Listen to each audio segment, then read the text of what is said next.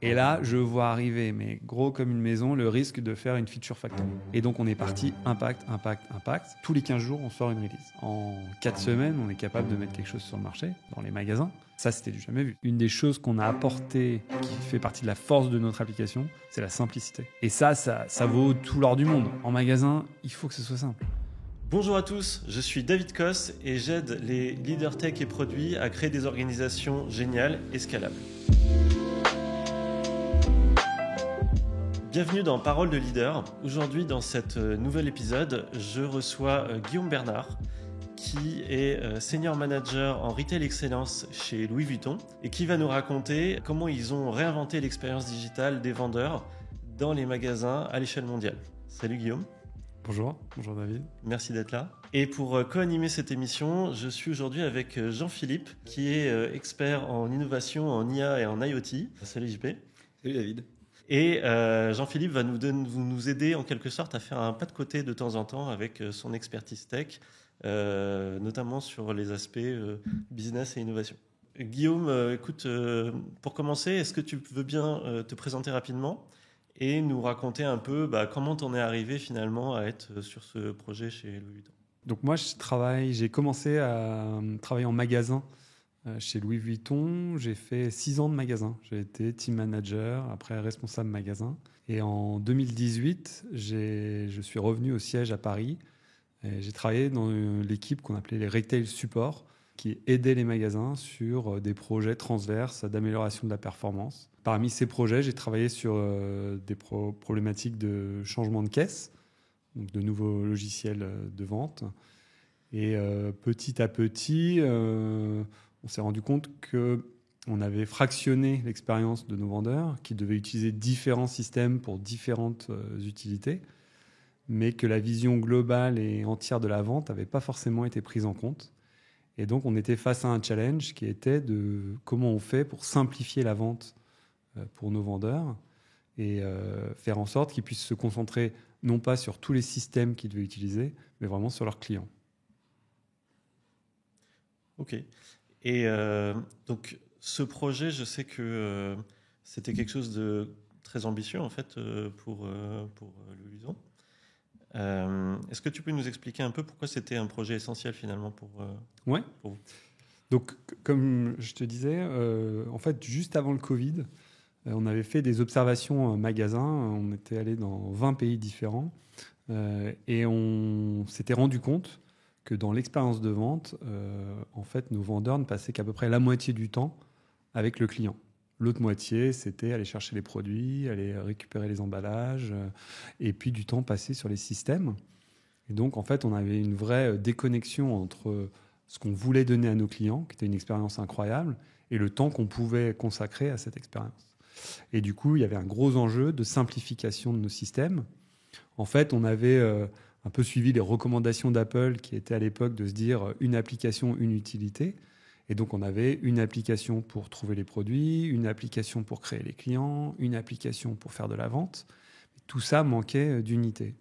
Et donc, on a eu une demande de notre direction de dire simplifions l'expérience. Comment on approche ça, sachant qu'il ne s'agissait pas juste de faire 1 + 1 + 1 = 3, mais vraiment de se dire comment on garde ça simple pour que nos vendeurs, en fait, puissent vraiment être focus client. Et est-ce que tu te souviens qu'est-ce qui était à l'initiative de cette étude Cali dans 20 pays ?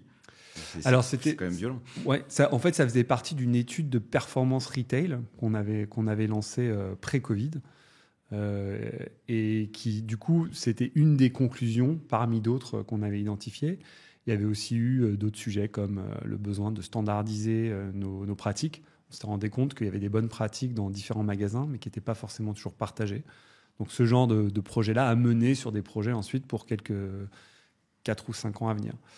L'enjeu de simplification de l'expérience de vente, c'est vraiment parce que ça devenait un point très très compliqué pour le client. On voyait que le temps passé d'attente était important et que le client s'ennuyait, voire pire que ça, parce qu'une fois qu'il est prêt à te payer, il n'a qu'une envie, c'est de partir. Ça l'agaçait strictement. Et donc, il fallait vraiment qu'on adresse ce point-là en priorité. Je suis assez impressionné par les chiffres que tu nous as donnés, le fait que la moitié du temps des vendeurs n'était pas passé avec le client. C'est assez impressionnant, ça. Et ouais. On a eu la même surprise. Hein, et en fait, on ne s'en rend pas compte parce que le client, déjà, il arrive, donc on essaie de comprendre son besoin. Donc ça, c'est vraiment là la phase de découverte qui est là où il y a le plus de valeur ajoutée. Mais ensuite, ça va être, il faut que je trouve le produit. Donc je regarde sur mon catalogue, j'identifie où il peut être dans le magasin. Parfois, il faut aller dans le stock. C'est pas toujours juste à côté. Donc il faut aller chercher les pièces. Une fois que le client a choisi ce qu'il voulait, il y a toute la phase de paiement qui, en fait, le paiement, on voudrait le faire en un clic. À l'époque, ce n'était pas possible. Et puis ensuite, toute la partie emballage, préparation du colis pour que le client puisse partir et offrir potentiellement le cadeau ou même rentrer chez lui avec ce sac ou cet objet qu'il aura acheté. Et il y a cet enjeu où parfois laisser le client, alors qu'il a des produits de luxe en main, c'est pas forcément bon, et donc il faut avoir un deuxième vendeur pour nous aider, pour aller chercher des choses, ou dans votre cas, c'était pas nécessaire? Non, en général, alors ça nous arrive de faire des ventes en binôme, plus sur des problématiques de spécialisation de la vente. Par exemple, si c'est des produits, soit de la joaillerie, soit de l'horlogerie, là, il faut vraiment un expert si jamais on nous pose des questions. Donc, parfois, on peut être accompagné d'un expert sur le métier. Sinon, on a souvent des agents de sécurité, etc. Donc, la partie risque de laisser le produit et que le client parte avec, par exemple, c'est assez faible. Ouais. Donc, cette application, en fait, vous avez beaucoup itéré dessus, elle a eu plusieurs vies, et puis au bout d'un moment, vous vous êtes dit, OK, il faut un peu tout fusionner, avoir une seule application. Comment ça s'est passé pour que vous arriviez à avoir en fait un peu la vision finale que vous avez aujourd'hui de ce produit-là? Alors justement, il y a eu un gros débat entre est-ce qu'on fait une unique application, est-ce qu'on fait multiples applications. Enfin, il y avait vraiment une question presque philosophique en interne pour savoir quelle était la meilleure option. Et pour nous aider dans le processus de décision, on a décidé de faire appel à un cabinet spécialisé dans le design thinking. Et on s'est fait accompagner. On a lancé une démarche de design thinking. Je pense qu'on ne s'est pas rendu compte dans quoi on mettait le doigt, parce que ça nous a emmené en fait sur tout le voyage qu'on a pu faire par la suite. Mais le point d'entrée, ça a vraiment été ça. Et on l'a fait sous forme d'une mission qui était censée durer 3 mois au départ, avec une phase de découverte, donc la discovery, qui était quelque chose de complètement nouveau pour nous. Donc on avait des éléments de data, on avait les chiffres que je viens de vous donner, mais il nous manquait encore la compréhension de quel est notre problème à résoudre, le fameux problem to solve. Et donc on a fait ça accompagné par un consultant externe, Jonathan pour le nommer, qui nous a aidés à faire ce diagnostic, à structurer toute la démarche et à réaliser donc le premier design thinking côté retail qu'on n'ait jamais fait, qui nous a donné, et quand on regarde ça maintenant avec le recul, quasiment les maquettes de l'application qu'on a aujourd'hui en magasin. Ce qui est assez... moi, je sais que d'un point de vue un peu problem solving, etc., j'étais vraiment très impressionné de la qualité de ce qui avait été sorti sous un workshop de 2 jours, plus après toute la phase de test, etc. Et alors, je suis curieux d'ailleurs, c'est quoi le problème to solve principal que vous aviez identifié à l'époque? Là, c'était comment permettre au vendeur de passer plus de temps avec son client. D'accord. Donc, ça vous a permis en fait de trouver cette problématique de temps?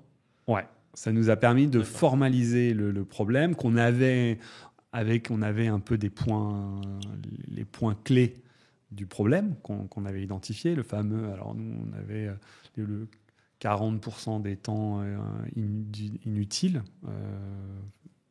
qui étaient passés avec le client.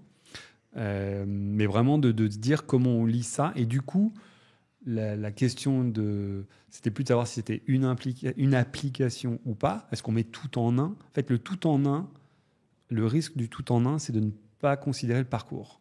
Or, le plus important, c'est le parcours. C'est comment on simplifie ce parcours pour que j'arrive dans le magasin, j'exprime mon besoin, je suis pris en charge par un vendeur qui a mon besoin, qui j'ai pas besoin de répéter ce que j'ai déjà dit quand on m'a accueilli dans le magasin, qui lui-même peut trouver les produits le plus rapidement possible. Si je suis déjà client, qui est capable de retrouver mon profil client rapidement, et le paiement, qui est un enjeu clé.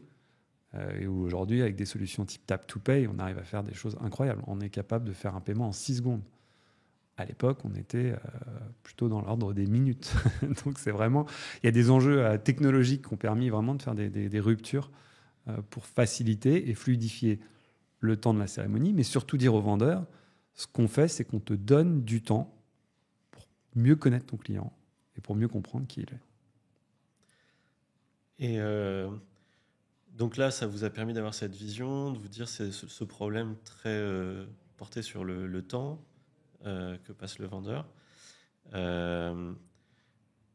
Est-ce que vous vous êtes dit tout de suite, du coup, suite à cet atelier Design Thinking, c'est bon, on a trouvé et c'est ça qui va nous faire une application géniale et qui va révolutionner la vente digitale dans les magasins ou à quel moment en fait vous vous êtes dit Ouais. ok ça va être un vrai gros truc pour nous?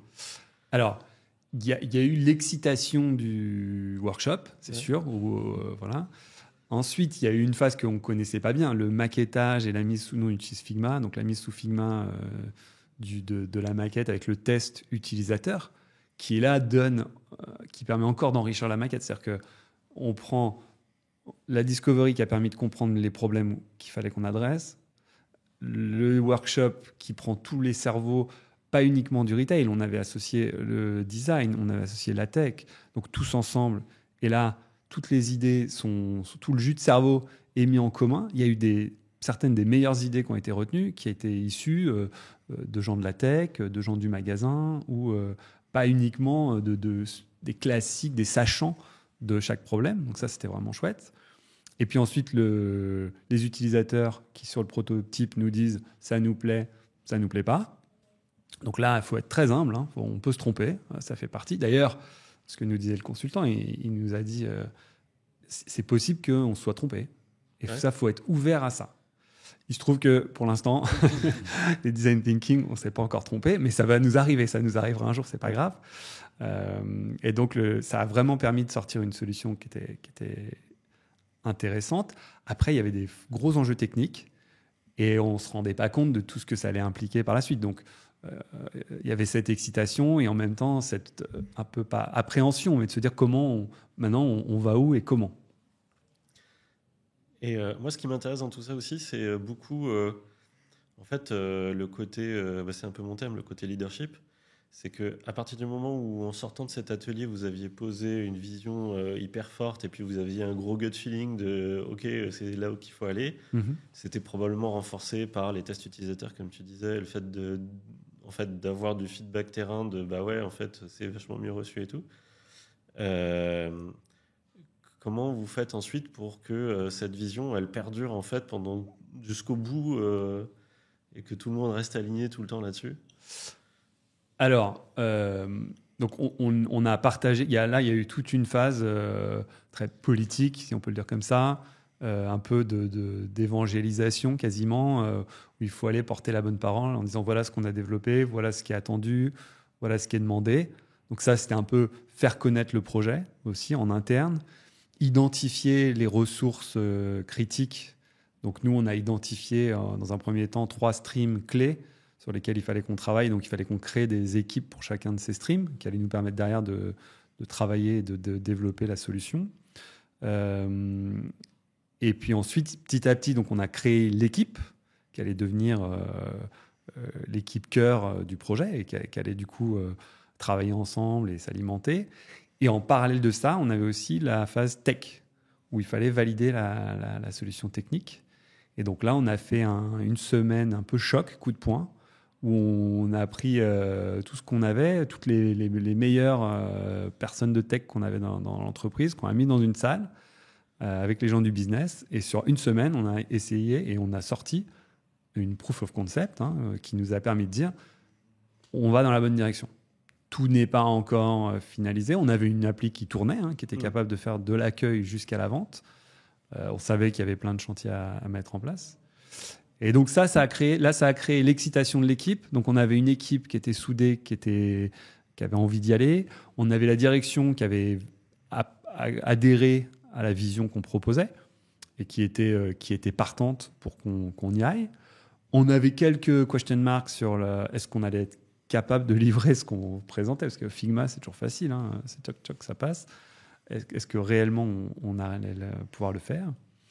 Et puis derrière, c'est là où on a mis en musique. Et alors, il y a quelque chose, en l'occurrence, c'est comme ça qu'on s'est connus aussi, David, puisque tu nous avais accompagnés pour l'agilité, donc sur un des projets précédents sur lequel j'avais travaillé.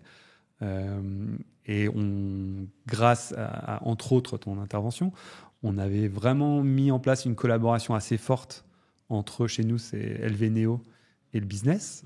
Donc, on avait cette base solide. Et donc, on savait que la partie delivery, on n'allait pas être gêné par quelle organisation, est-ce qu'on est vraiment agile ou pas. On avait ce dialogue et ça a été vraiment super fluide. Et donc, la phase ensuite de développement de l'application pour arriver au MVP a été assez agréable, enfin, voire même très agréable, et avec l'excitation de ça y est, on y est presque. Et cette fabrication de l'équipe, comment elle est constituée? C'est que des gens en interne? Est-ce que vous avez eu besoin de ressources externes? Parce que j'imagine qu'aller chercher des gens un peu partout pour constituer cette équipe, ça doit faire de froisser un petit peu en interne, non? Alors, on a eu... il y avait quelques ressources qui ont été naturellement identifiées parce qu'ils étaient déjà sur le sujet. En fait, ce que je vous disais au début, comme on avait déjà certaines applications existantes, il y avait certaines personnes qui étaient déjà business owners de ces applications qu'on a pu récupérer avec nous. Là où on a fait appel à des consultants, c'était parce qu'il y a la partie accueil, où on est parti d'une page blanche. Donc, on a vraiment créé une solution. Donc là-dessus, on a fait appel à un cabinet qui nous a fourni un product owner qui était expert en produits, parce que c'est ça qu'il nous fallait. Il fallait des gens qui questionnent pas la méthodo, qui soient pas en train de nous dire mais je comprends pas pourquoi on fait comme ça, pas comme autrement. Donc là, on allait vraiment sur... c'était assez novateur chez nous, en tout cas côté retail, d'avoir cette approche produit. Et puis après, côté tech, on avait les gens qui étaient là, pour le coup, qui étaient présents. On a fait quelques appels à des entreprises avec lesquelles on travaillait déjà, en particulier pour la partie développement. Et voilà, et ça s'est plutôt bien passé, hein, on peut dire. Je me souviens effectivement quand j'ai été intervenu chez vous au tout début. Moi, ce qui m'avait marqué, c'était que ce qu'on avait réussi à faire, c'était créer vraiment de la confiance envers tout le monde. Hein. Côté IT, côté métier, à la fin, en fait, ça permet d'enlever, en fait, comme tu disais, toutes ces questions de comment on fonctionne, qui fait quoi. En fait, même cette question des rôles, souvent, qu'on essaie de cadrer et de surcadrer des fois, à partir du moment où tout le monde se fait confiance, en fait, ça devient un peu plus organique, tu vois, finalement. C'est pas grave de déborder peut-être un peu de ton rôle ou quoi, à partir du moment où, en fait, tu sais que tu es en train de construire un truc on construit tous ensemble. Ouais. C'est toujours, pour moi, ça fait partie un peu des responsabilités, je trouve, du product manager, donc au rôle que moi j'ai assumé pendant toute cette phase de développement initial. C'est d'être capable de trouver le juste milieu entre trop de méthodos qui t'écrasent le truc et qui ralentit tout ce que tu fais, et pas assez qui te donne le risque que ça soit entre guillemets le bordel. Et donc, il faut trouver le bon équilibre. Et en effet, plus tu as confiance et plus les équipes ont confiance en toi, plus tu es capable de le faire et plus tu avances. Et puis, tu montres aussi que tu ne valorises pas forcément... Nous, ce qu'on valorisait, c'était les idées, c'était pas forcément qui donnait l'idée. Typiquement, dans le design sprint, c'est vraiment ça, une des forces du design sprint. Ouais. Puis à l'époque, déjà, c'était... moi, ça a toujours été ma démarche, et c'est vraiment un truc qu'on avait bien fait à l'époque, c'était essayer de définir quelle est l'organisation la plus simple qui marche, quoi. Et souvent, en fait, malheureusement, les organisations font un peu le contraire. Complètement. On construit un truc méga compliqué, et puis voilà. En fait, non. En fait, il y a même une loi qui dit que une organisation... au final complexe qui fonctionne, elle a toujours démarré par être simple et c'est enrichi petit à petit.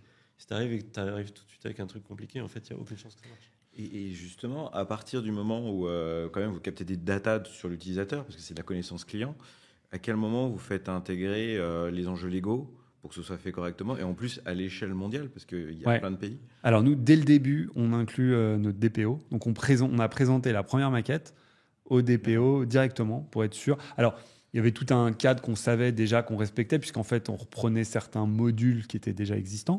Donc typiquement, les fiches d'inscription client, elles étaient déjà par pays. Donc on a repris vraiment tous ces éléments-là.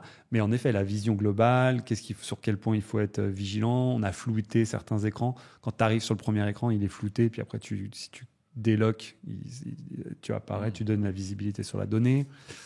Et ça a été fait main dans la main avec notre Data Privacy Officer.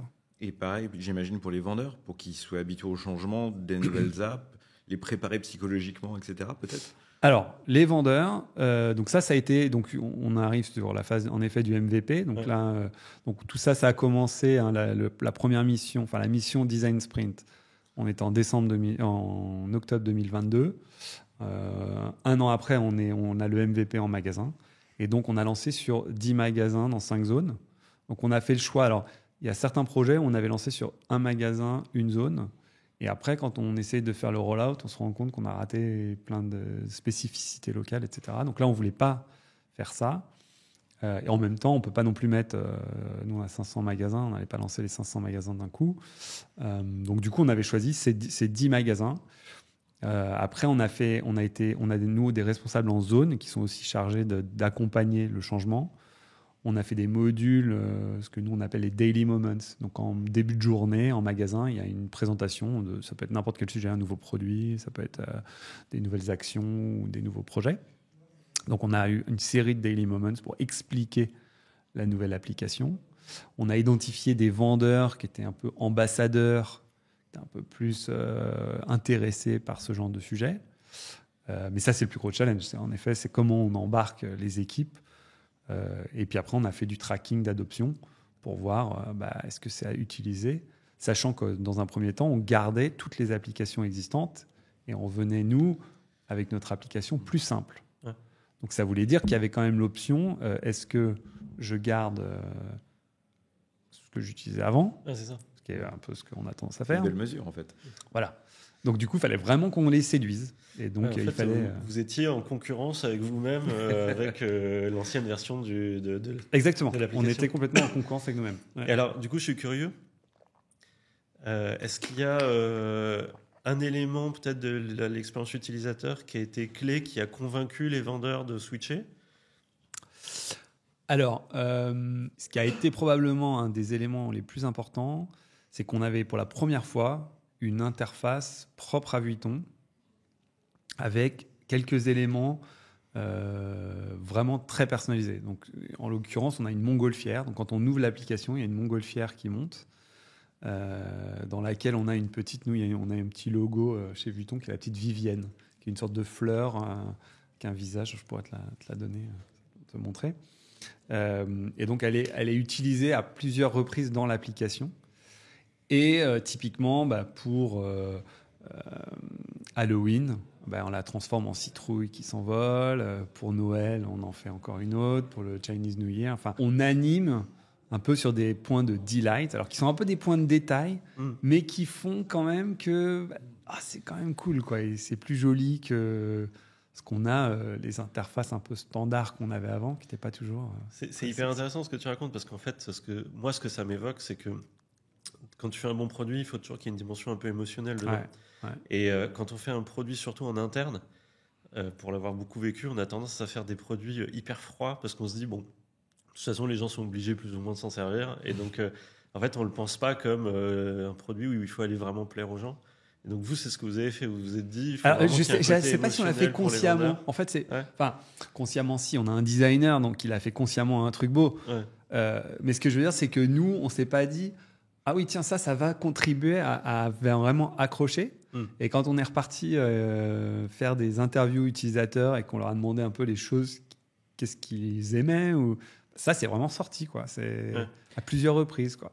Et justement, il y avait plein de choses nouvelles qui apparaissaient. Du coup, comment ça fonctionnait, cette itération permanente? Quels étaient les cycles de vie de l'application? Est-ce qu'il y avait des moments clés où, justement, tu pouvais pas modifier les choses parce qu'il y avait des moments critiques dans l'année? Tu parlais des événements. Comment ça se passait, ça? Alors, donc chez nous, historiquement, c'était un des points aussi pour lesquels David était venu travailler avec nous. Sur l'application de vente qu'on avait avant, on faisait au début 2 releases par an. Puis en retravaillant, en optimisant les temps, on était arrivé à 6 ou 7. Enfin, ça restait quand même, pour l'utilisateur final, c'est compliqué, quoi. J'ai une idée, je demande quelque chose, au mieux je l'ai dans 4 mois, 6 mois. Donc là, on est parti complètement sur un angle différent, beaucoup plus dans la ligne de ce qui se fait dans les applis, bien qu'il y en ait qui aillent beaucoup plus vite que ça, mais tous les 15 jours, on sort une release. Donc ça, c'est au delta près de chez nous, la fin d'année, c'est vraiment une période très sensible, où c'est un peu notre plus gros mois, entre fin novembre et mi-décembre. Donc entre fin novembre et mi-décembre, là, on arrête les releases, pas de catastrophe pendant la pique.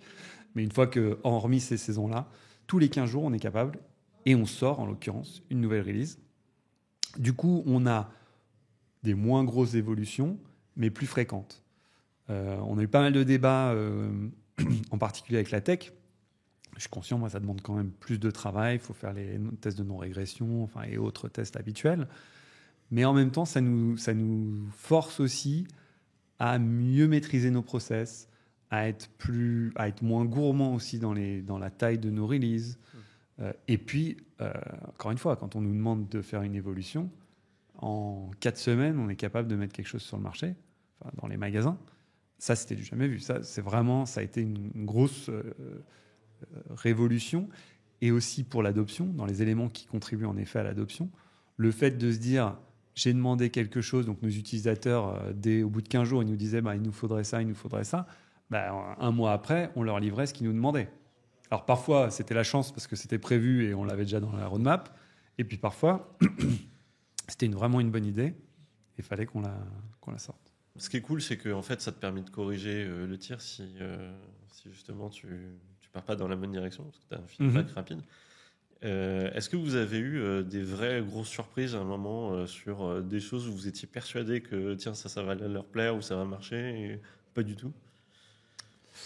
Alors, en fait, ça nous est arrivé sur une fonctionnalité qu'on a lancée, qui nous avait été demandée. En fait, on nous disait, moi, j'aime pas, en l'occurrence, c'est pour la saisie des données clients. J'aime pas donner mon téléphone au client parce pour qu'il saisisse ces données, je préférais que ça soit fait autrement. Donc, on a développé la possibilité où le client va scanner un QR code et va pouvoir saisir ces données. Et en fait, c'est pas utilisé. Enfin, c'est très peu utilisé. Par rapport on a l'impression que ça allait être 95% et on est plutôt à 5%, quoi. Ouais. Et donc ça a été, voilà, ça fait partie. En fait, il y a des choses qui sont demandées. Je pense que du coup, je me dis, la demande, c'était pas exactement. On n'a pas bien compris ce qu'ils nous demandaient, en fait. Enfin, je pense. Ou peut-être ce qu'ils expriment est différent de la réalité. Tu sais, tu as ce cas d'école qui est connu sur Netflix, où en fait, au début, ils avaient fait vachement d'interviews utilisateurs pour demander aux gens ce qu'ils aimaient regarder. Donc les gens, en fait, ils sortaient des trucs un peu classe, tu vois. Genre, ils donnaient des noms de films très connus, des grands classiques, etc. Et après, quand ils sont allés regarder la data, en fait, les gens, ils regardaient surtout des trucs popcorn, tu vois. Ouais. Et en fait, c'est là où ça leur a vraiment démontré qu'il fallait faire attention entre le déclaratif et ce que les gens font vraiment, parce que c'est pas toujours pareil, quoi. Là, je pense qu'il y a vraiment une question un peu d'hygiène, qui est vraie. Mais en fait, j'ai pas réussi. Je pense qu'on n'a pas encore craqué la vraie raison de sous-utilisation. C'est peut-être que notre solution est peut-être trop compliquée. Il y a peut-être d'autres choses. C'est peut-être que le pain point n'est pas suffisant par rapport au fait d'avoir un process plus compliqué pour faire saisir le truc. Ou quoi. Mais il y avait Amazon qui a expliqué que, par exemple, ils mettaient des miroirs connectés dans les salles d'essayage. Ouais. Et avant, ils étaient tactiles. Et en fait, les gens ne voulaient pas toucher, en fait, pour des raisons d'hygiène. Et donc, peut-être qu'il y a ça. Ouais. Et en fait, le corollaire de ça, et je me posais aussi la question, c'est est-ce que tu as eu des cas où il y avait des biais culturels? C'est-à-dire que dans tel pays, ça marchait, mais dans tel autre pays, ça ne marchait pas, et qu'il fallait ajuster. Ou je prends souvent l'exemple au Japon. Ils ont vraiment une culture particulière. Et donc, parfois, il faut même refaire la charte graphique pour que les gens adoptent le produit. Dans ton cas, comment ça s'est passé? Alors, nous, étonnamment...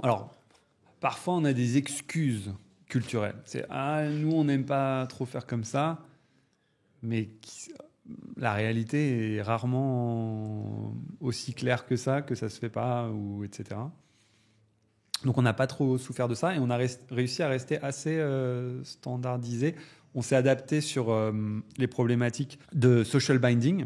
Donc, typiquement, au Japon, ils ont le line binding. Là, je rentre de Chine...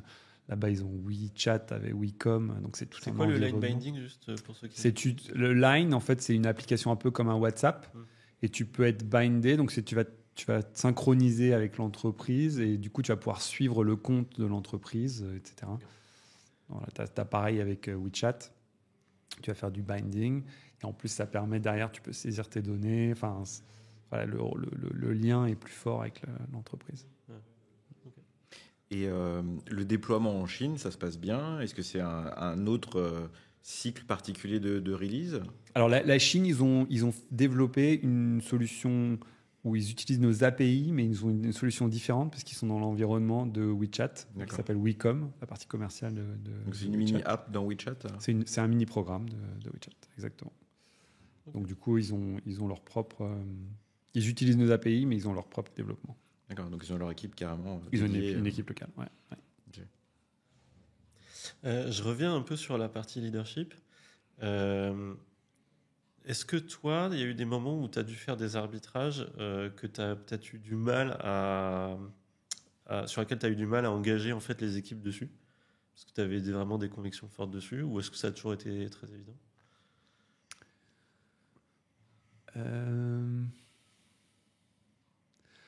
Alors, moi, ce que j'ai trouvé le plus challenging, personnellement, ça a été d'être capable d'évoluer, en fait, très rapidement entre les différentes phases de développement. Donc, il y a eu un peu cette phase idéation, création de l'équipe. Derrière, on a switché sur une phase delivery, où j'étais beaucoup plus à l'aise parce que je voyais... C'était quelque chose que je connaissais bien mieux. Sur une phase de MVP, où là, c'était beaucoup de feedback, beaucoup de qu'est-ce qu'on garde, et là, avec des arbitrages de oui, ça on garde, ça non, ça je suis pas d'accord, c'est juste une question de... Ils sont habitués, ils voudraient faire comme avant, mais il faut faire différemment. Et puis après, une phase de rollout, donc on a lancé l'année dernière, et on a sur 3 mois, on a fait le rollout worldwide, ce qui a été assez... disruptif pour l'organisation chez nous. C'est pas quelque chose qu'on faisait habituellement aussi vite. Et on l'a fait parce que l'appli, elle marchait, on était confiant qu'il n'y avait pas de risque et que du coup, il n'y avait aucune raison de se retenir. Mais du coup, après, tu passes dans une phase d'adoption, de co-construction avec nos zones où il faut qu'on mette en place tous les flux de remontée. Enfin, et ça, c'est de l'adaptation constante jusqu'au moment où c'est rollout, etc. Et on se dit comment on met à jour notre vision, quoi. Et donc ça, c'est fin d'année dernière. Et là, on est en pleine poussée encore plus loin. Et où est-ce qu'on va et où est-ce qu'on emmène tout ça? Donc pour moi, ça a été vraiment ça le plus gros challenge. Okay. À chaque fois, comment on embarque. C'est pas toujours les mêmes personnes, quoi. Tu vois, c'est différent. L'idée que j'avais en tête un peu derrière, c'est... Est-ce que vous faites des choses, peut-être c'est ton tempérament, vous faites vraiment des choses de manière très collective avec tes équipes, vous prenez des décisions tous ensemble, etc. Ou il y a des moments où toi, tu as eu à vraiment, tu vois, avoir un peu un acte de courage à dire aux équipes, si, je vous jure, on va par là et ça va marcher? Alors, c'est un projet où on a été très collaboratif depuis le début. Après, il y a des convictions que j'ai portées, et où parfois j'étais un peu pas seul face à tout le monde, mais voilà. Donc en particulier, il y a eu donc cette histoire sur les releases. J'ai vraiment insisté pour que ce soit tous les 15 jours. Ouais. J'ai eu plusieurs fois. J'ai eu une fois côté tech, une fois côté développeur, où j'ai senti que encore une fois, je suis prêt à entendre les objections, mais pour moi, ça avait une vraie valeur de sortir tous les 15 jours, et donc je voulais qu'on maintienne ce rythme-là. Donc c'était presque du non négociable. Et puis après, il y a eu des éléments typiquement sur l'application, par exemple. Sur est-ce qu'on met une barre de navigation ou pas. En fait, la barre de navigation, c'est très bien, mais ça cache la complexité. En fait, tu crées de la complexité sans t'en rendre compte avec une barre de navigation, parce que tu perds cette notion de quel est le parcours. Puisque tu peux aller d'une phase où tu veux dans le parcours, tu rentres où tu veux, tu ressors où tu veux. Donc, il y a un côté pratique et il y a un côté, pour moi, super dangereux, parce qu'après, tu te retrouves avec une navbar en haut, une navbar plutôt en bas, une en haut, une au milieu. Enfin, tu te retrouves avec 6 navbars et tu sais plus trop où tu navigues. Et voilà. Donc, tu es content, tu peux aller facilement où tu veux, mais le parcours n'est pas clair. Et donc là, j'ai été pareil, j'ai été assez ferme en disant, pour l'instant, tant qu'on peut, évitons la navbar. Ouais. Donc jusqu'à maintenant, on a réussi. Potentiellement, on fera des évolutions pour simplifier. Donc ça a des contraintes. Moi, plusieurs fois, on m'a dit ah oui, mais si je suis sur une fiche produit, je vais retourner au début. Comment je fais? Et c'est vrai, ça crée d'autres contraintes. Mais du coup, je pense que si aujourd'hui on interroge les gens en magasin, une des choses qu'on a apporté le plus, qui fait partie de la force de notre application, c'est la simplicité. Ouais. Et ça vaut tout l'or du monde. En magasin, il faut que ce soit simple. On peut pas. S'il y a 72 façons de faire le même truc, en fait, c'est trop compliqué. Tu perds tout le monde. Donc là, on est resté vraiment simple. Et par rapport à une problématique où tu n'as pas forcément de conviction, sur une problématique d'innovation, par exemple, je dis n'importe quoi, tu veux utiliser du speech to text pour plus facilement capter ce que va dire un client plutôt qu'utiliser un autre procédé, ou utiliser une blockchain comme Aura pour pouvoir stocker de l'information. Pour construire des convictions, comment est-ce que tu fais ta veille? Est-ce que tu as des équipes en interne qui peuvent t'aider justement à trouver la bonne idée? Comment ça se passe?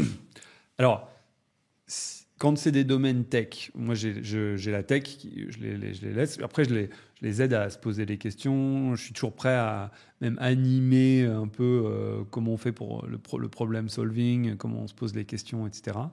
Donc, on a eu des questions bases de données en particulier, avec la vitesse d'accès aux bases de données, etc.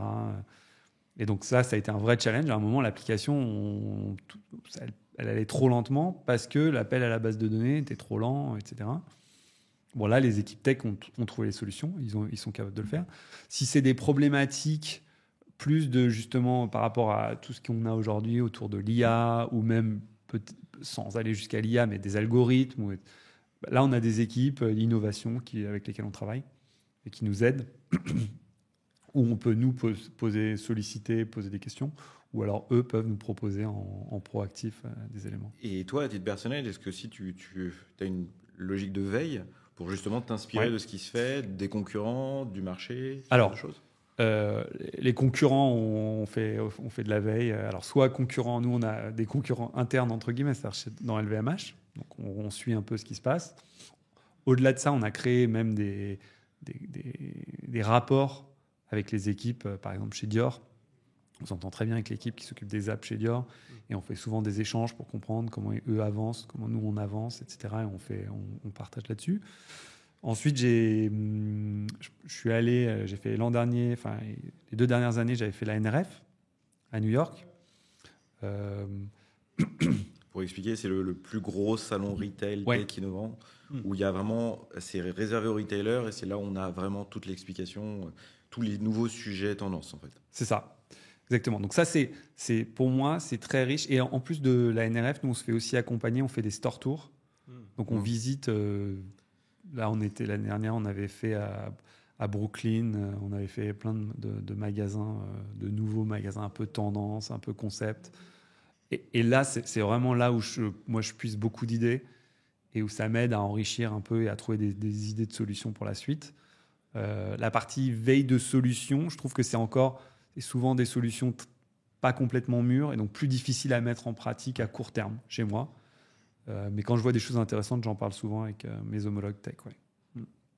Et alors justement, dans ta veille ou dans tout le travail que vous faites, il y a des grands défis un peu dont vous savez qu'ils vont arriver là dans les années à venir, qui vont vous obliger un peu à réinventer encore ce type d'expérience? Allez, je pense que je pourrais pas finir ce podcast sans parler d'IA, évidemment. Par exemple. Donc, pour nous, on veut utiliser l'IA de manière intelligente. C'est-à-dire, je pense que tout le monde a envie de faire ça. C'est le plus dur. Moi, je me méfie toujours de l'intelligence artificielle, parce que bon, si c'est artificiel, c'est pas toujours intelligent. Non, blague mise à part. Nous, on veut utiliser l'IA pour accélérer là où typiquement il y a du temps sans valeur ajoutée. Donc il y a certaines choses qu'on peut faire avec l'IA générative, par exemple, pour générer des remerciements ou des choses comme ça quand on voit, si tu as fait en vendeur, tu fais on va dire 1000 ventes par an et tu dois envoyer 1000 emails de remerciements, là, il y a moyen d'être aidé par l'IA et de te faire gagner du temps, surtout si tu es français et que tu remercies un client américain et que tu ne maîtrises pas super bien l'anglais. Si l'IA te préécrit l'article, tu as juste à vérifier que ça te va et que c'est ça que tu voulais bien dire. Donc voilà, donc il y a des choses comme ça. Après, nous, il y a beaucoup d'algorithmes. Quel produit je propose à un client en fonction des produits qu'il a déjà achetés, ou peut-être en fonction d'autres éléments de data qu'on peut avoir. Surtout que la grosse tendance du CES et de la NRF cette année, c'était l'ultra-personnalisation. Ouais. Donc c'est comment on connaît au maximum l'utilisateur pour fournir le meilleur service possible. Exactement. Donc ce qu'on a aujourd'hui quand on ouvre son Instagram, de se dire, quand on arrive dans son magasin, on a son Instagram du magasin. Enfin, comment j'arrive à avoir cette personnalisation. Il y a quand même une contrainte, enfin un sujet, c'est qu'il faut connaître le client. C'est-à-dire que ça veut dire qu'il faut que typiquement, tu parlais des barrières culturelles. Au Japon, où ils sont très vigilants de ne pas brusquer la personne, etc., il faut lui demander son prénom ou son nom pour savoir si tu as de la data sur lui et si tu peux du coup l'aider à être plus personnel. Donc il y a des vrais enjeux, c'est des sujets super intéressants et qui apportent plus de valeur. C'est-à-dire que pour l'instant, alors Delta après peut-être sur le paiement, on a apporté beaucoup avec le Tap to Pay, mais en dehors de la partie Tap to Pay, on a fait beaucoup de jeux regroupe. Jeux regroupe simple, donc ça c'est bien, on est resté simple, mais j'ai fait beaucoup de jeux regroupe. On n'a pas ajouté beaucoup d'éléments de valeur, on en a ajouté quelques-uns qui sont appréciés par les équipes. Mais maintenant, c'est vraiment, on se dit comment on accélère cette valeur, comment on fait en sorte de donner encore plus de valeur à ce qu'on a. On a un écosystème super cohérent, très vutonisé, avec des accès complets vers nos bases de données de data, donc tout ce qu'on peut avoir comme data sur le produit ou sur les clients. Et du coup, comment on fait ça au mieux? Et tout le volet images et assets, parce que j'imagine que vous avez plein d'assets existants, et en même temps arrive l'IA générative dont tu parlais, qui est capable de générer des images aussi. Est-ce que c'est des choses que vous regardez, ou au contraire, c'est vraiment la patte élevée qui doit passer devant? Est-ce que c'est un enjeu? Je pense que l'image, la patte élevée, c'est ce qu'il y a de plus important. C'est-à-dire que la création est chez nous, et ça c'est vraiment essentiel. Je pense, pour l'instant, nous, dans les applications, dans notre application, c'est peu d'images d'IA qu'on utilise. C'est vraiment plus un peu de Gen AI et puis après des algorithmes, etc., pour nous aider à être plus pertinents dans nos interactions avec nos clients. On commence à approcher de la fin. En termes de résultats sur cette application, je sais que vous suivez donc une North Star métrique au niveau produit. Ouais. Tu peux nous dire un peu, grosso modo, les résultats que vous avez réussi à avoir? Ouais. Alors, peut-être déjà le pourquoi on en est arrivé là. En fait, on lance notre MVP, tout le monde est content, super, c'est succès. Alors, il y a plein de problèmes, il faut tout résoudre, mais voilà, on y va, ça se passe très bien. Et toutes nos fonctionnalités initiales, toutes celles qu'on voulait développer sont en production. Et maintenant, il faut se dire, qu'est-ce qu'on fait? What's next? Et là, je vois arriver, mais gros comme une maison, le risque de faire une feature factory. C'est-à-dire qu'on me demande des fonctionnalités que je développe, et puis c'est jamais assez. Il faut toujours la fonctionnalité d'après qui est pas, et c'est pour quand, et ça c'est pour quand. Et donc, là, on a fait un gros switch l'été dernier, après avoir déployé Worldwide. On a dit maintenant, il faut qu'on se focalise vraiment sur quel est l'impact. Et donc, on est parti impact. Et donc, dans cette démarche-là, on a fait une démarche équivalente à ce qu'on peut faire avec les OKR. Je n'aime pas trop encore les méthodos, ce que je te dis, mais en tout cas, c'était nous, comment on drive l'impact, quel est notre impact final. Et par rapport à la problématique qu'on avait depuis le début, qui était de donner plus de temps à notre vendeur pour passer avec son client, la métrique temps est sortie comme numéro 1.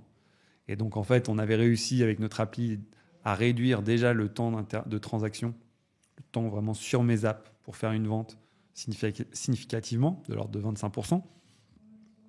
Comment on faisait pour aller plus loin? Et en faisant ça, on s'est rendu compte qu'on avait des sujets qu'on n'avait pas du tout exploités. En fait, il y avait typiquement la partie paiement. En fait, on n'avait pas fait attention, mais on avait très peu touché le paiement. On avait arrivé jusqu'au panier, mais après la partie paiement, on n'y avait pas trop travaillé. Et en développant et en travaillant sur le Tap to Pay, Je te dis, en passant de 1 minute à 6 secondes, tu gagnes 55 secondes. Ouais, Donc ça a vraiment été la démarche et ça a vraiment aidé l'équipe aussi dans les priorisations. Parce qu'on était sur 3 streams au début, on en a rajouté un 4e sur la partie transactionnelle, justement, quand on a commencé vraiment à attaquer la partie transactionnelle. Sur ces 4 streams-là, on avait tous les mêmes développeurs. Donc en fait, comment on fait un arbitrage en sprint planning ? C'est qu'est-ce qui apporte le plus de gains. Et nous, c'est le gain, c'est le temps. Et du coup, l'équipe s'est vraiment sentie, a bien compris et s'est dit, oui, et moi, comment je peux apporter plus de gains sur le temps ? Ouais. Ça a été vraiment ça. En fort. termes de leadership, c'est génial, parce que du coup, tu engages tout le monde sur un résultat et pas sur livrer des trucs les uns derrière les autres. Complètement. Tu enlèves le côté mécanique et puis du coup, tu branches le cerveau de tout le monde qui se met à être proactif sur l'enjeu. Ouais, et ta fin de développement, c'est pas la release, c'est pas la mise en production, c'est l'utilisation. C'est plus le même problème. Ouais. Tu mets un truc super en production que personne n'utilise, tu n'y es pas. Ouais. Et c'est comme ça que tu en arrives même à avoir des fois des devs qui vont aller faire du support utilisateur parce qu'ils en arrivent à aller jusqu'au bout vraiment du process. Ça a été vraiment très apprécié par l'équipe. Globalement, vous avez gagné combien à peu près du coup sur ce délai-là de ce temps ? En tout, là, aujourd'hui ? Aujourd'hui, on doit être autour de 30% de réduction de temps de transaction. Par rapport à l'origine, vous avez réduit de 30% le temps que finalement doit passer un vendeur sur l'application. Sur les applications, Et ça, je dirais, dans les pays où... en l'occurrence, c'est aux États-Unis où on a le tap-to-pay pour l'instant. Ça, là-bas, c'est encore plus que ça. Sur les transactions où ils font un tap-to-pay, tu as réduit de 40% le temps de transaction. Au max, 40%. Et est-ce que vous avez réussi, justement par ce succès, à influencer les autres équipes des autres applications ? Parce que tu fais des échanges de bons procédés avec d'autres entités. Même en interne, est-ce qu'il y a des gens qui ont voulu se greffer à vous qui étaient intéressés par ce côté comme démarche. On a beaucoup travaillé avec les équipes digitales.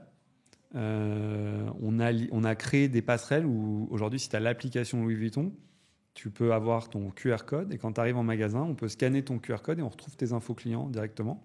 Donc ça, c'est quelque chose qu'on a fait conjointement avec les équipes digitales. C'est cool. Ça nous a permis aussi de créer une communauté produit en interne chez Vuitton. C'est quelque chose, côté digital, ils étaient beaucoup plus avancés sur la partie product.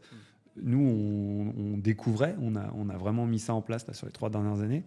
Et donc, du coup, on a créé une communauté conjointe avec des partages de bonnes pratiques où on se présentait nos différents sujets. Donc ça a été vraiment positif. Et donc, tu nous as donné le résultat et les objectifs que vous aviez au niveau produit.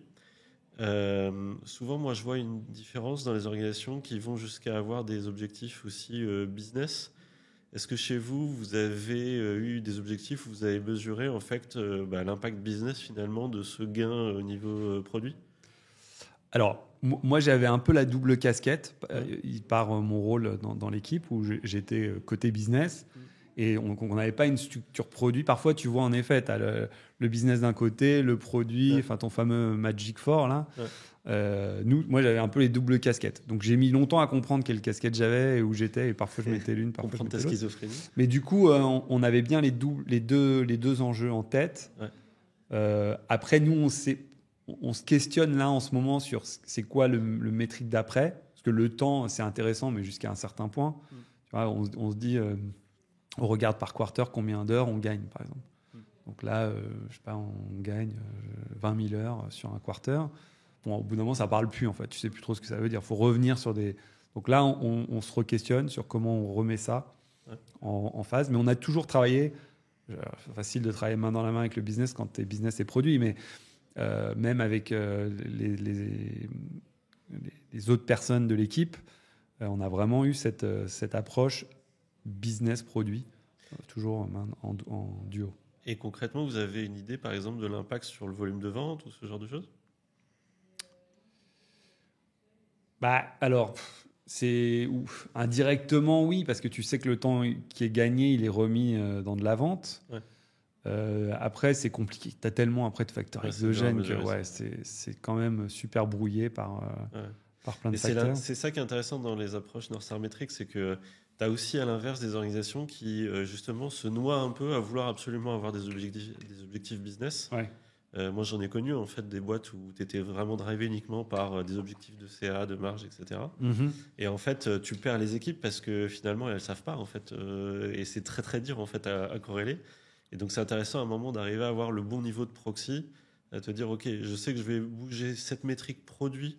Et j'ai la conviction que derrière, ça va impacter le business. Ouais. Je ne sais pas faire clairement le lien, mais et du coup, j'arrive à avoir une métrique qui devient actionnable et que je sais utiliser vraiment comme objectif que je mets dans la main des équipes. Ouais, c'est clair. On a essayé, on a pris plein. On a différents modules. Donc, on fait par exemple sur l'accueil. Donc, avec notre module d'accueil, normalement, tu es mieux accueilli en magasin. Et après, nous, on fait des enquêtes clients pour savoir quelle est la satisfaction post-visite. Donc, on essayait de voir, pareil, les corrélations, les liens entre, tiens, on a lancé l'application sur tel magasin, comment évolue leur. Ça a été, tu vois, quand ça m'arrange, je le communique, et quand ça m'arrange pas, je le communique pas. Parce qu'en fait, tu as un peu un coup dans le zig, un coup dans l'autre, c'est pas trop. Donc, c'est assez dur, je suis assez d'accord avec toi. C'est pas toujours facile. Ouais. On arrive vraiment sur la fin. Question classique pour finir. Avec tout ton parcours et tout ce que tu as appris finalement dans ce parcours-là, quel conseil tu donnerais finalement à quelqu'un qui se retrouve un peu dans la même position aujourd'hui, qui repart en fait un peu du début de ton aventure? Alors, pour moi, t'as deux points, je dirais. Le premier, c'était, nous, on est parti, il n'y avait pas de produit. Donc, si tu es un peu dans une position où tu es dans une organisation où il n'y a pas de produit et que tu te demande de développer un produit, là, le conseil, c'est sois super ouvert, focalise-toi sur tes utilisateurs. Il y a énormément de ressources disponibles. Évidemment, si tu peux être accompagné, c'est l'idéal. Mais si ce n'est pas le cas, il y a beaucoup, beaucoup de ressources en ligne. Enfin, moi, j'ai lu les livres de Marty Kagan et compagnie pour vraiment comprendre de quoi il retournait. Mais c'est vraiment l'approche produit et la notion de mettre une vision avant de développer des fonctionnalités. Pour moi, c'est clé. C'est un peu là où je reproche sur les projets sur lesquels j'ai bossé dans le passé. Parfois, on perdait de vue, on ne savait plus pourquoi on faisait ce qu'on faisait. En fait, on faisait et on sortait des fonctionnalités, et on voyait la roadmap qui ne finissait jamais. Donc ça, c'est de ce côté-là. Le deuxième aspect, c'est la force de l'équipe.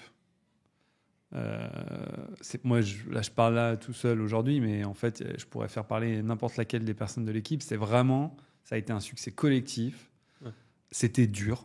En fait, c'était dur parce qu'on savait que c'était pas facile. Enfin, tu vois, il y a plein de moments où on s'est dit, est-ce qu'on prend la bonne solution? Les histoires de bases de données. Enfin, tu as tellement de moments où tu sais pas si tu vas dans la bonne direction.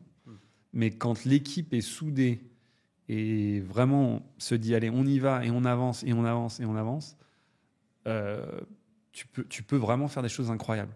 Et on a fait des choses incroyables dans des temps. On a respecté les timings. Les projets, ça prend toujours de retard. On est délivré avec une semaine de retard sur le MVP. Donc tout le monde était hyper content. C'est rien, voilà. Mais parce que tu comprends aussi la logique de peut-être qu'il y a des fonctionnalités que tu n'as pas besoin de lancer pour un MVP.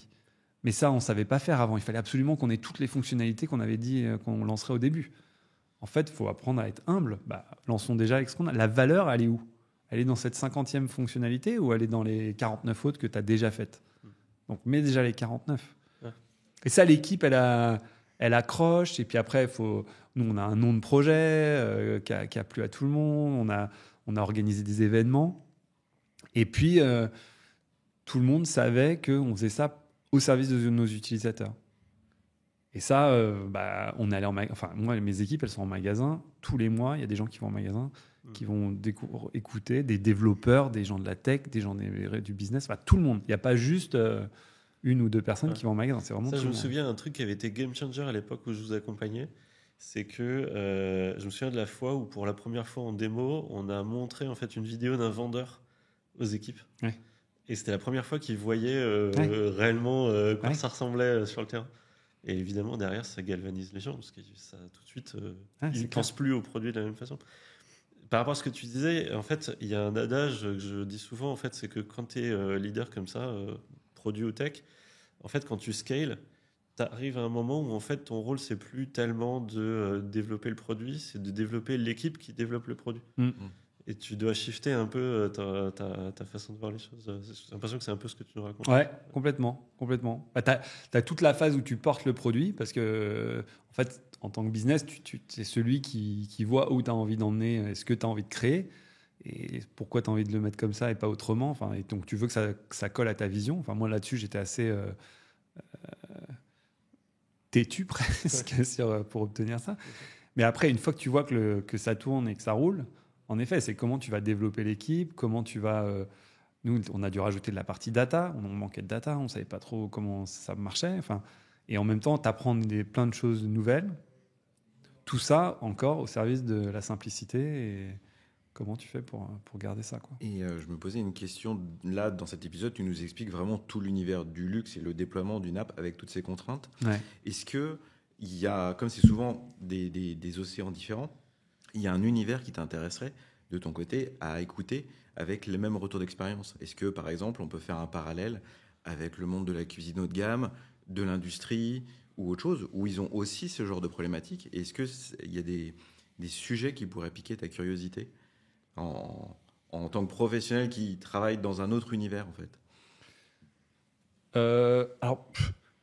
C'est pas forcément le luxe qui m'intéresserait. Moi, c'est vraiment les expériences app que je trouve super intéressantes, mais avec un client final. Alors, chez nous, en fait, il y a 2 clients chez nous. Il y a le client vendeur, qui est un peu le client final de l'app, en fait, et puis il y a son client, qu'on ne perd pas de vue, parce que c'est... Donc, nous, il y a ce duo-là. De la même façon, tu peux avoir ce... Je sais que j'avais pas mal lu d'enquêtes sur SNCF Connect. Un peu le fiasco, entre guillemets, mais au final, l'app, elle est quand même pas mal. Donc, j'ai trouvé ça hyper intéressant de comprendre. Donc, pareil, j'ai écouté énormément de podcasts, j'ai écouté les histoires de Doctolib, etc. Enfin, il y a plein de... Donc, dès qu'il y a un client, je pense, moi, ça m'intéresse de comprendre comment ils ont fait ça, comment ils écoutent le client, où est-ce qu'on place le client. Doctolib, c'est intéressant parce qu'ils ont aussi les deux clients. Ils ont le client... En fait, le médecin ou le soignant, et puis le client final, quoi. Et ils disaient d'ailleurs qu'ils avaient mis le focus plutôt sur leur client advisor, c'est-à-dire le médecin. Ouais. C'était vraiment là leur focus, et le client final, bon, c'est pratique. Mais... Puis eux, pour le coup, ils ont des problématiques de volume et de robustesse. Ouais, c'est clair. Surtout pendant le Covid. Oui. J'ai entendu des trucs. Ouais, tout à fait. Bon, il va falloir qu'on conclue. Écoute, Guillaume, merci énormément d'avoir participé à cette interview. Je trouvais ça super intéressant. Les gens qui ont envie d'en savoir plus sur toi, on les renvoie vers quoi? Ton profil LinkedIn? Ouais, vous pouvez me trouver sur LinkedIn. On mettra les coordonnées. Ouais. JP, merci beaucoup. Merci à toi. Est-ce qu'il y a un sujet ou quelque chose qui te chauffe particulièrement en ce moment? Moi, je fais toujours un pied dans l'IA, de l'IoT et le métaverse. Donc, c'est vraiment tous ces sujets-là. En ce moment, la tendance, c'est l'IA. Ouais. Donc, IA et tout ce qui est voix de marque. Mais bon, je suis ouvert à tous les sujets. Ça bouge de partout. Okay. Si on veut s'intéresser à toi ou te retrouver, on va où? Pareil, sur LinkedIn. Puis on mettra tes coordonnées aussi. Newsletter, donc ceux qui veulent suivre. Ok, ça marche. Bon, au passage, si vous voulez faire appel à moi aussi, vous pouvez aller sur davidcos.com et puis je serai ravi de vous aider. C'est tout pour aujourd'hui. Pensez à vous abonner si vous voulez suivre les prochains épisodes, les podcasts, les conseils ou les vlogs. Prochainement d'ailleurs, il y aura un vlog sur le Mobile World Congress à Barcelone notamment. Et donc, je vous retrouve la semaine prochaine pour une nouvelle vidéo. Ciao.